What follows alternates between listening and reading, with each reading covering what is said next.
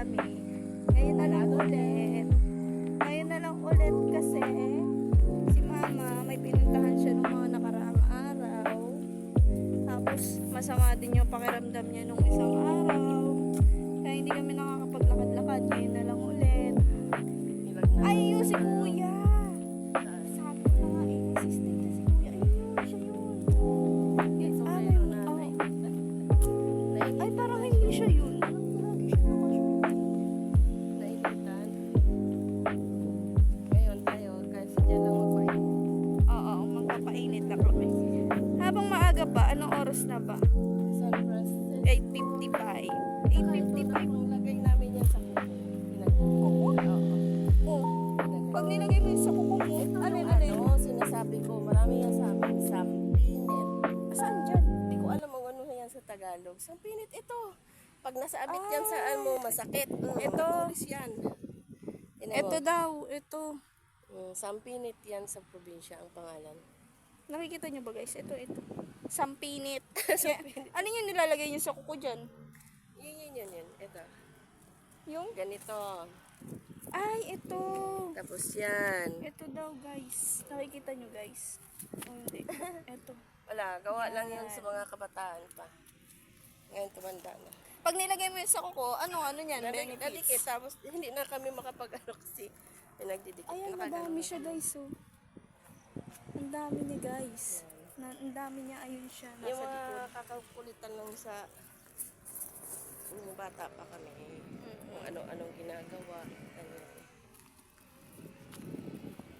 Saan kaya nagsimba yung simba ng Kurulba? Nakita Kanina? Baka doon sa ano kabila. dyan. Sa kabila. Kasi guys, may simbahan kasi dito. Ayan oh. Nakikita niyo ba yan? Yan, simbahan yan. Nakikita niyo ba yan? Yan, simbahan yan. Simbahan yan.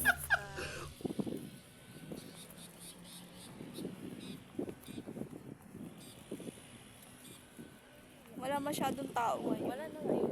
Tinangali na. Oo, tanghali na kasi kami. Anong oras na? Mas maganda kasi yung mainit ka naglalakad. Kasi Oo. napawisan ka talaga. Pag umaga, mahangin kasi dito.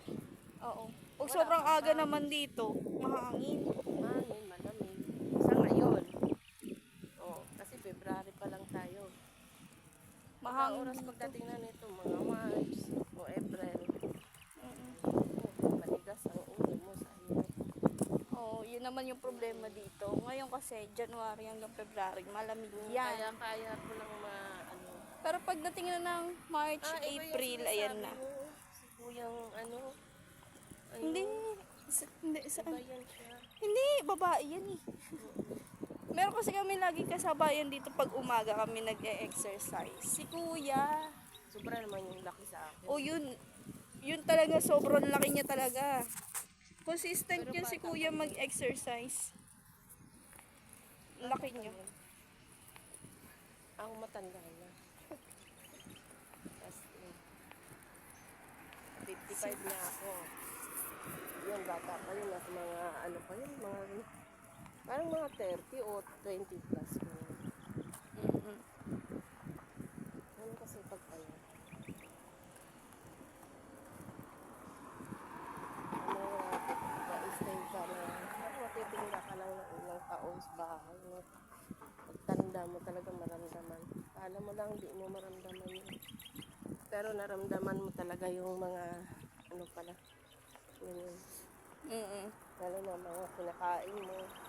Nararamdaman niya Hindi na. naman ka mayaman, pero mga mantika, yung pinagkakain mo. Yun lang. Karamihan kasi gisa.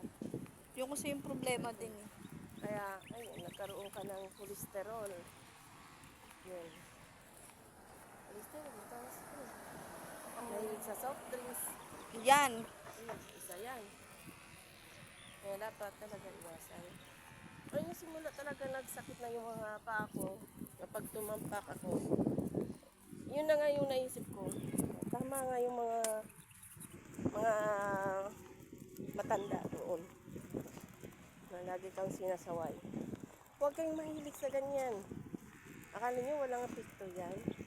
Kung mahilig kayo sa soft drinks. Yun. Kahit di mo lahi na may diabetes, magkaroon ka talaga. Kasi tataas yung sugar mo. Ano yan? Ayan. Ngayon lang nagbago yung lifestyle ni mama. Kasi ngayon siya yung inaatake. Kasi pag di mo naramdaman, hindi mo talaga iniisip yon. Pero pag Oo. naramdaman mo, lalo bigla ka lang tumirik. tumirik naman talaga. Tumirik ka si Aire. Tapos nadala ka sa doktor, yun. Doon mo na mapapatunayan. Yun na. Magbabago talaga ng lifestyle mo pag sinugod ka sa ospital. Mataas na pala ang cholesterol mo, mataas na pala yung Oo. blood mo, mataas na pala yung sugar mo, high blood ka pa. Mm. Naku. Ang delikado niyan pag nasa heart level na yung pag-atake. Kasi mahirap yun. Katulad ni mama, heart level na. Isang Parang atake lang sa kanya. Isang atake lang sa kanya. Napunta na nga siguro doon. Yun na yun. Parang ganun. Mabuti nga, sabi nila, mabuti, sinuka ko kung hindi. Tapos bigla na lang akong nawalan ng malay. Mm-mm. Mabuti na daw yung sinusuka. Yun yung ano doon. Si mama kasi- naramdaman ko na kasi yun. Pag Si mama umaalis kasi ako nung ng- inatake siya, may malay siya. May malay siya, hindi siya talagang totaling may bumagsak. malay. Pero yung habang nangatakbo na Oo. ako sa hindi ko na hospital na pala yun. Yun lang, ang problema, hindi siya makapaglakad nun kasi sobrang Nung nagising ako, sobrang hilo na, nakapikit na siya. kasi may ini-injection yata sila sa akin na masakit. Masakit pa rin, oo, yun yung naramdaman ko eh. Na, tinusok na pala ako, tapos naramdaman ko na may naamoy na ako sa ilong ko. Ano yun? What? Plastic. Parang ako naduduwal. Mm-mm. Yun. Pag ganun ko sa ko, kasi mapiglas. Mapiglas, makulit, ganun. Hinahawakan na nila ako. Kasi ayoko kasi may ganun. Pero hindi pa siya dun takot. Takot siya sa injection. Yun talaga yung Takot na talaga ako sa pinakakatakutan injection. niya pag nasa ospital or Pero nasa pag ganun laboratory nasa kami. ka na, hindi mo na malayan na tinusok-tusok ka na pala. Yun yung ko. Aso lang kasama. Hmm? Yung doggy ko. At least may siya, may kasama siya pag nag-jogging. Ngayon maganda. Pero mas maganda ata na wala ka masyadong kasama. Kasi no isang beses may sinama kami maliit na bata. Sobrang kulit. Sobrang kulit. Napagod na siya. Pagod na daw siya, wala pa nga kami sa kalahati. Napapagod na siya. Kaya ayaw na namin ikot ng pagod na ako. Pagod na daw siya. Diyos ko po. Nanay, di pa tayo uuwi. Hindi kasi, Dahilan. dito kasi sa Evo City, yung sa kabilang side nito, may doon, may mga kainan. May resto, may bazaar, ganyan. Yan yung inaano niya. Kaya sabi niya, nanay, hindi ka pa papagod. Nung kinukulit niya si mama, na si mama, lumipat siya sa akin, kinukulit niya naman ako, tita, hindi ka papagod, tita. Kasi nga gusto niya, pumunta kami doon sa kabila, yung sa kabilang side doon. Sa kabilang side, doon yun. Yung nakikita niyo may building, diyan, katabi niyan, Ilang beses yung na ba niya kainan. dinala yun? Una pala si Mary. Dinala siya ni Mary. Oo, kasi maganda nga naman doon sa may kainan. Pero Wala syempre siyang kasi, kasama noon kasi may pasok pa. oo. Syempre kasi, ang goal namin dito ay maglalakad, mag-exercise. Mga ganun yung goal namin. So, pag kaming kasama, di talaga kami mapapagod niyan. Kasi syempre, makulit ang bata. Pinipilit niya kami. Wala kami nagawa. Ang nasa isip niya, pagkain niya. Pagkain. Ang una niya dahilan, naiihi na daw siya. Kasi ang layo ng CR dito. Wala CR dito sa lalakaran namin. At Wala. alam niya yung CR, malapit. Oo. Malapit Ang CR. doon sa Ang CR dito, nandun pa talaga sa may kainan. Kahit ikaw naman, kung mag-diet ka, tiisin mo. Yes. Oo. Kasi di na diet yun pag di mo natiis yung pagkain. Sa tingin ko, parang nabubuhay yung iba ng no? Na, Parang wala na tong dahon yung iba nito nung... Kailan ba tayo naglakad eh? Ngayon parang nagkaroon na ng na, ayan buhay na naman siya. mm. Di ba? Dito wala ng dahon. Kasi hindi ko naman alam yung mga season ng mga puno kung tutubo ang dahon nila o hindi. Ngayon bang buwan yun o hindi. Hindi namin alam kasi iba-iba yung puno dito sa Cebu City eh. Pero magaganda naman parang ka lang din na sa ibang bansa. Ganon din yung mga lilipat siya sa kabila. Alam niyo kung bakit? May aso. Takot sa aso to. Uy, Takot sa aso. sakit yung Maliit man yan, malaki. Takot siya sa aso. takot sa aso, takot sa injection. Siyempre nga naman, pag may aso, tapos nakagat ka, o di, injection na naman, takot nga siya sa injection.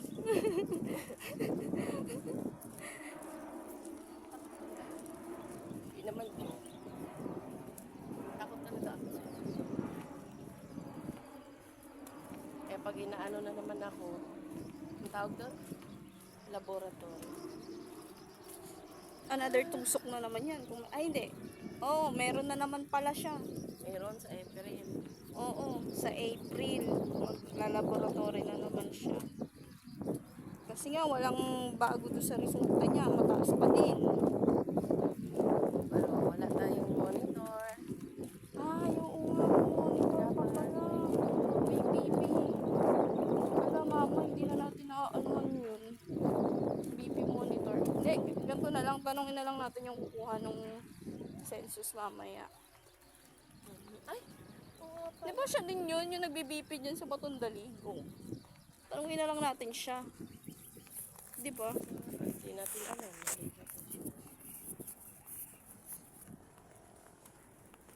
Ang ganda dito, guys. May ano kasi. Malalim yan. Malalim yan, guys. Ay, may tubig. Malalim yun. Nakakatakot pag nalaglag ka dyan. Paano ka aakit ulit?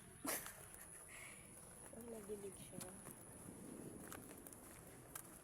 Pero maganda dito. Ginigilig ako.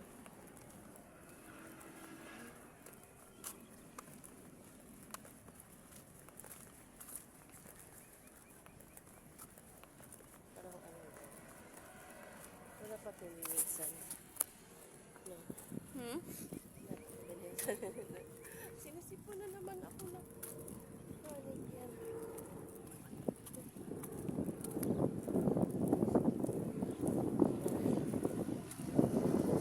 Kailangan ng record to. Siyempre.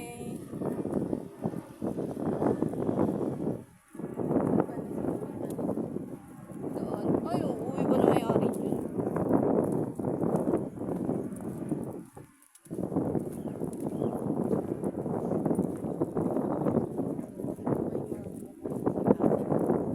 May lumuhod na. May ibang nilalagyan na nila ng palatandaan. May ano na siya, kumbaga pag nakita mo yung Cebu City, may sukat-sukat na siya. Papunta na naman tayo sa gitna. May Kasi medyo sukat-sukat mainit na. yung nasa gitna. Anyways, guys, mamaya na lang ulit or dito ko natatapusin din kasi nangangawit na yung kamay ko. Wala naman akong dalang Pang-handle. Handle nito cellphone. Nangangawit na yung balikat ko. Bagong turok din kasi ako. Nakagat ako ng doggy. Nakagat ako Kasi ng doggy. makulit din. Pinanggigigilan ko kasi yung aso ng tita ko. Ang laki-laki niya kasi. Tapos ang kit-kit niya. Kinagat Ganun ako. talaga. Sinubukan lang ka man yan. Nang ano din siya, sabi niya, nanggigigil din ako sa'yo. Kaya, kagatin din kita ng konti para makagasto yun si tita. Napagastos pa tuloy si tita kasi nga, hinahawakan ko yung doggy nila na matapang. Hindi siya matapang na ano yun. Nabawasan pa. Nagulat yun. Nagulat? Oo. Nananahimik na kasi siya tapos hinawakan ko siya. Kinagat Pumunta niya ang batang ako. makulit. Eh Na ako ayaw pa naman. makinig. Ako pa naman pag may ganyan. Nanggigigil talaga ako kasi ang kakyat nila. Maliit man o malaki yung aso. Ang cute nila lahat. Ayan, tingnan mo. Sabi ng doggy. Pagod na ako ah. Napagod na. Naiiwi na siya. Anyways guys, bye-bye. Bye guys.